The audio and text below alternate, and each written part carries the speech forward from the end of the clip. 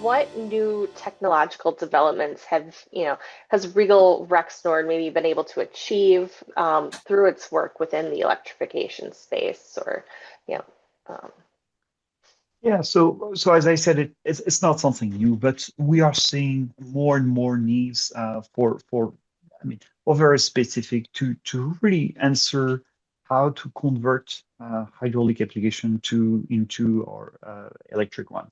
And so we've been working into providing, for instance, safety brake, which are a bit more gradual, so dual stage engagements, providing a smoother engagement of the brake while staying simple technology, spring applied technology. So that can be one that I would name.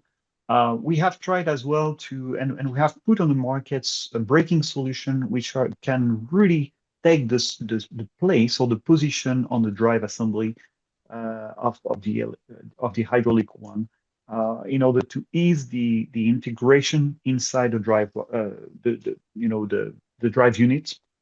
Um, and of course electronics. I mean, bringing electronics to our products has always been a race in order to provide the status of our product, but also try to shrink the overall assembly by integrating, for instance, speed sensors within the brake enclosure. Um, and I think I need to mention as well that at the heart of a brake is a friction material.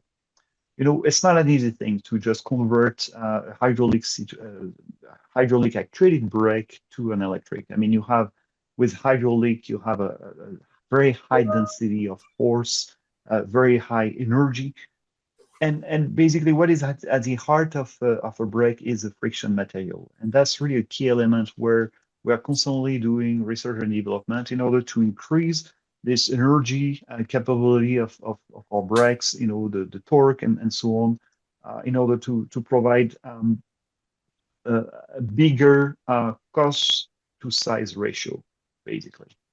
mhm. Okay, great.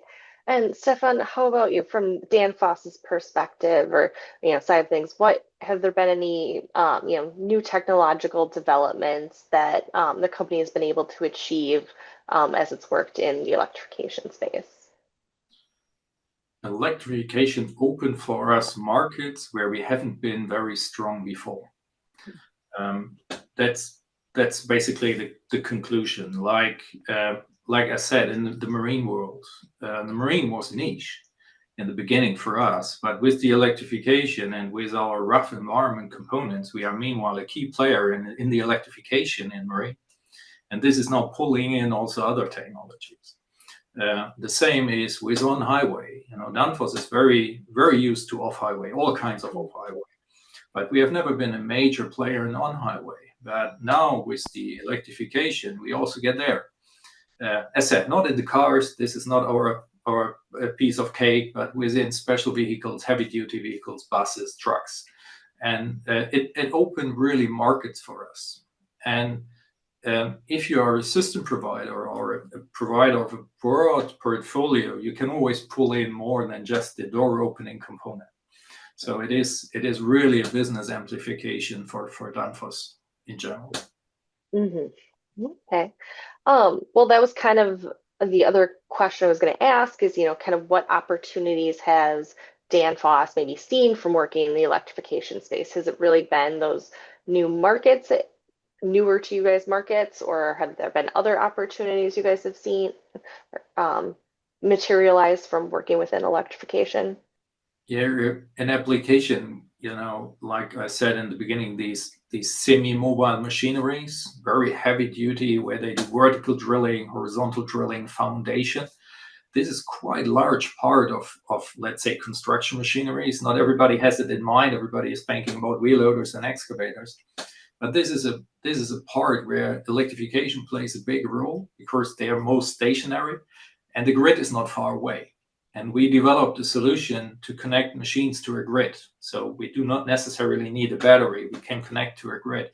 This enables really big big machines with high power demands, with machines with 300, 400 kilowatts, running electric, zero emission and zero noise, which is inner cities. If you want to drill a hole in a city, noise is a big argument. So, and this opened this whole field for us. We haven't been a major player there, but meanwhile we are one of the key players also in that region. So this is a good example, a good application where we really develop business and deep markets, segments in the market with electrification. Mm-hmm. Okay. And Sylvain, how about for Regal Rexnord? What opportunities has the company seen as it's been working within the electrification space?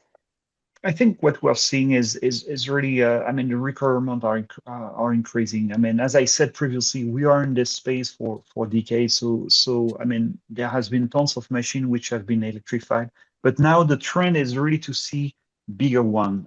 As my partner said, um, we are seeing higher requirements, and this is forcing us to really provide to the market advanced solution that will reach the requirement of tomorrow.